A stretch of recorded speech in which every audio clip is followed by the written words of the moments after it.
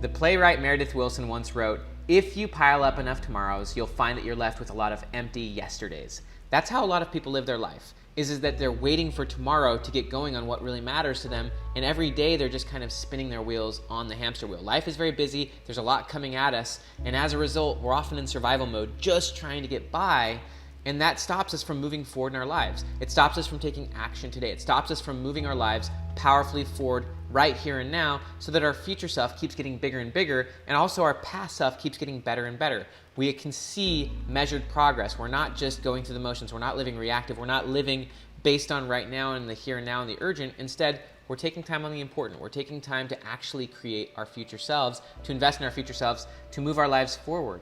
So in this video, I'm going to talk about 8 simple, powerful things you could do every day before 8 a.m. that will help you live that principle of applying more and more today. And as you get better and better today, your tomorrow gets increasingly high quality. Also, so does your yesterday, because yesterday you didn't waste it. Instead, yesterday was a very powerful day. Yesterday, you actually used your time well, and so you're moving your life forward. So the first principle actually has to do with what you do the night before. The night before, there are 2 evening principles that you do the night before. One is obviously getting 7 hours of sleep. So I recommend getting at least 7+ hours of sleep. That's number 1. Get 7+ hours of sleep, get 7+ hours of healthy sleep. Your brain needs it, your subconscious needs it. We live in a world that's increasingly plugged in, and so people are using more and more stimulants or steroids or whatever to get them through the day. And none of that makes up for healthy sleep. If you get healthy sleep, your body will be healthy, your mind will be healthy. Please get 7 or more hours of sleep. But to improve that sleep, there's a lot of research that shows that gratitude improves sleep, as does turning off phones. So number 2 on this list is actually that you had turned off your phone 30 to 60 minutes before bed, pulled out your journal, wrote down 3 things that you were grateful for that day, and also wrote down the 3 things you want to accomplish the next day. It takes less than 5 minutes to do this. All you have to do is pull out your journal, write 3 things that you're grateful for that day, and then write down the 3 things you would like to accomplish the next day. Don't write a to-do list of 10 items, write a to-do list of 3 items. According to the 80-20 principle, 80% of your results comes from 20% of what you do. So you don't want 10 items on your to-do list. You want 1, 2, or 3 of the major outcomes that you want to accomplish towards your long-term goals. They're important and not urgent, and they're the things that would be like eating the frog. Eating the frog means you're putting the worst first. It means you're actually putting the important before the urgent. So those are the 3 things you'll do when you wake up. One of the reasons why this is powerful is that it removes decision fatigue. A lot of people, when their alarm goes off in the morning, they've got no reason to get up because they don't know what they want to do. There's a great quote that says, "Never start the day until it is finished on paper." There's another great quote from Thomas Edison, and he said, "Never go to bed without a request to your subconscious." So writing down the 3 things you want to accomplish the next morning solves both of those problems. First off, you finish your day on paper, and so you're clear on where you want to go. You've made one decision that allows you to never have to think about it again. That's a quote from Michael Jordan. He said, "Once I made a decision, I never thought about it again." Decision fatigue means you don't know what you want to do. And so because you don't know what you're going to do, you usually cave to the power of the situation. If your alarm clock goes off and you don't know exactly what you want to accomplish that day, it's really easy to just hit the snooze button because you don't know what to do, and so the situation's going to overpower you. But if you've finished your day on paper the day before, if you wrote down the 1, 2, or 3 major things you want to accomplish that morning, then you can tap into what psychologists call pull motivation. Pull motivation is a lot more powerful than push motivation. Push motivation means you have to push yourself through willpower to do it, whereas pull motivation means you're literally pulled forward and you're excited to get out of bed. And that's what writing this list does. You write down this list, and then tapping into the Thomas Edison concept, you visualize yourself actually going through the process and accomplishing it. You also visualize your future self. You just think about it for a little bit. Back to that quote, "Never go to bed without a request to your subconscious." Once you've written it down, you just let it go. You just let it go. That's part of high performance. In the book, The Inner Game of Tennis, one of the things it talks about is that we have 2 selves. Self 1 is your conscious mind, self 2 is your unconscious mind. The purpose of the conscious mind is to visualize the outcome. So in tennis, it's to visualize that great shot and to visualize where you want the ball. And then what you do is you turn off self 1 and just let self 2, which is your subconscious, do the job. If you're overly trying to correct and fix every shot with your conscious mind, you're not going to be able to perform fluidly. The goal is to get into a flow state. Just like in basketball, the goal is to get in the zone where you're not overly analyzing every aspect of the shot. You're not even thinking about it. You're just in flow. So that's what this principle is at night too. You write down 3 things you're grateful for. You write down the 1 to 3 things you want to accomplish the next day. That's visualizing the outcome. Then you let it go. And then as you go to bed, your subconscious is going to basically work your way there. Your subconscious will process it and it will get you there. So those are the first 2 items on the to-do list. One is get 7+ really good hours of sleep. And number 2 sets you up on how to do that, which is get your technology off 30 to 60 minutes before bed. Write down your big 3, also your gratitude. That then allows your subconscious to actually get to work on some powerful things while you're asleep. Number 3 is that when you wake up, you want to, as quickly as possible, change your environment. Research by Ellen Langer, the Harvard psychologist, has shown that changing your environment, either going from one room to another or going like outside into a new situation, by just changing contexts, you actually become more alert, more aware, more mindful. A big aspect of mindfulness is just awareness of surroundings. And so get out of your environment. Either go to a different room, get outside. I like personally just going out to my car. Part of this, I would say, is not only change your environment, but super hydrate. Drink a huge cup of water. If you want, drink protein. A lot of people consume 30 grams of protein first thing in the morning because it suppresses hunger. So hydrate yourself, take any forms of supplements you want, and change your environment. Get yourself into a fresh environment. That will alert you by just simply drinking water and changing your environment pretty quickly after you wake up. You're going to wake up much quicker than if you're dragging yourself out of bed or if you're trying any morning routine aspects in your bedroom. Don't do that. For me, it's very awesome to just wake up, hydrate myself, take a few supplements, and then get into my car and go to my destination. So the 4th item is actually to have a deadline on your morning.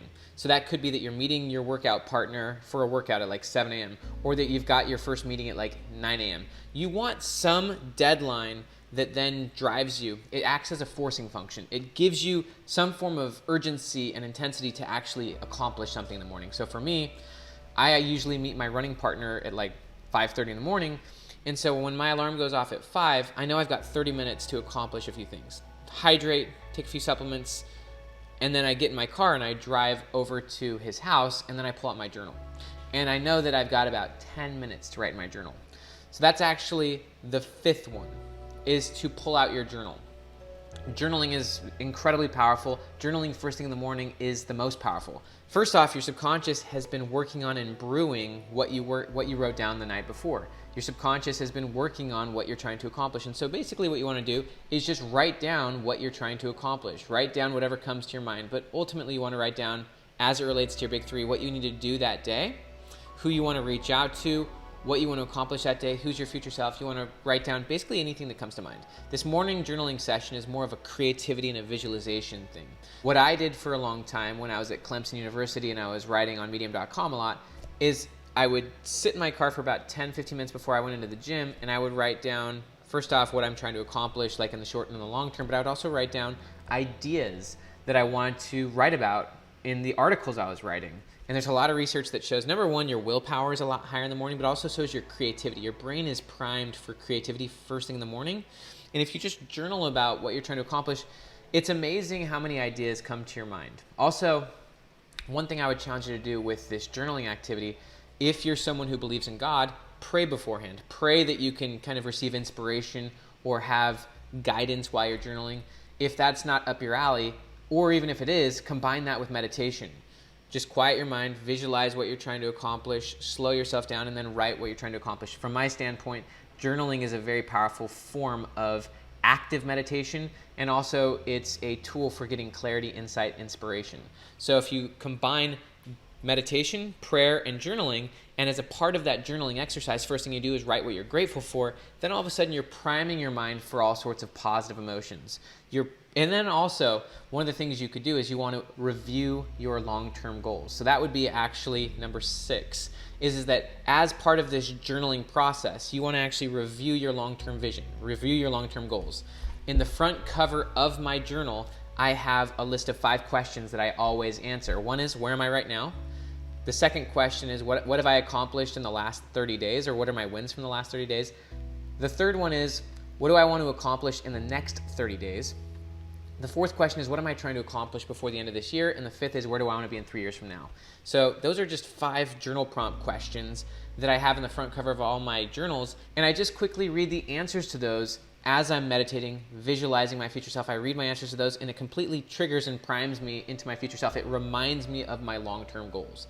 And so there's obviously a lot of research that shows that goals are a lot easier to accomplish if you've written them down. And so that's number 6, and it's actually combined with number 5, which is journaling. And that's to review your long-term goals, review your long-term vision. Actually look at it, think about it, visualize where you're trying to go, and then ultimately journal about gratitude and journal about what you're trying to accomplish that day. Journal about anything else that comes to mind for about 5 to 15 minutes max. And all of these things combined really get you into a flow state. From there, the next step I would challenge you to do is some form of hard, extreme physical activity. It could be weightlifting, running, yoga, something that's pretty intense. There's a great book on the research as it relates to the brain and exercise. It's called Spark.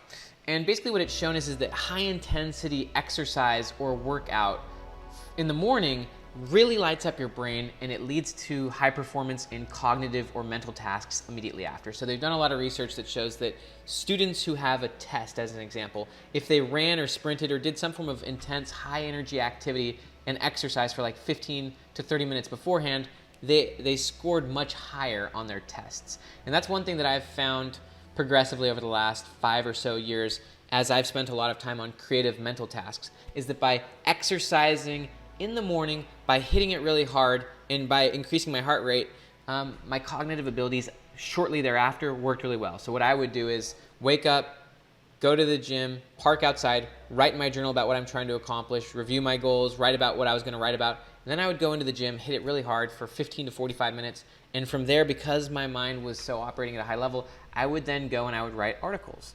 And my mind was just pumping and just at a very high level. And so if you want a book on that subject, read the book Spark, which is all about how exercise, and particularly high intensity exercise, really sparks your brain. It's really powerful. So I would challenge you to do some form of high intensity exercise first thing in the morning. And then from there, do one activity or more on your long-term goals. That's what they would call eating the frog. Do one thing towards your future self, one thing that's important, not urgent. And all of this ideally is while your phone is on airplane mode, where you're not getting too much input. Maybe while you're exercising, you're listening to an audiobook or a podcast, but you're not checking your email, you're not stirring the pot. Your brain first thing in the morning, you want to keep it in a flow state, which means you don't want to throw too many random inputs in it. Don't check your email, don't check social media. If you're going to listen to like an audiobook, or if you're going to listen to a podcast, that's good stuff. That's good fuel for the brain. But ultimately, after your high intensity workout, when your mind is ultimately sparking at a high level, you want to spend 30 to 90 minutes working on a long-term goal. It could be writing a blog post. It could be working on a product. And so the idea of this one is do something intentional or do something courageous towards your future self. It could be sending an email, pitching an idea, or asking for a partnership. It could be actually just in a flow state working on a project.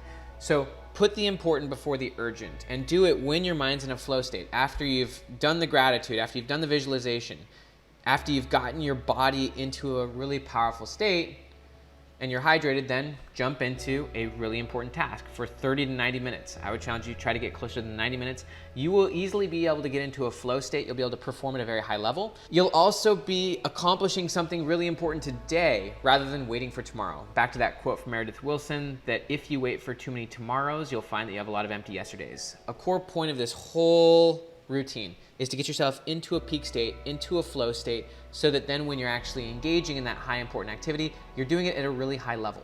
And if you're doing it at a really high level with your future self in mind, then you'll be engaging in high flow.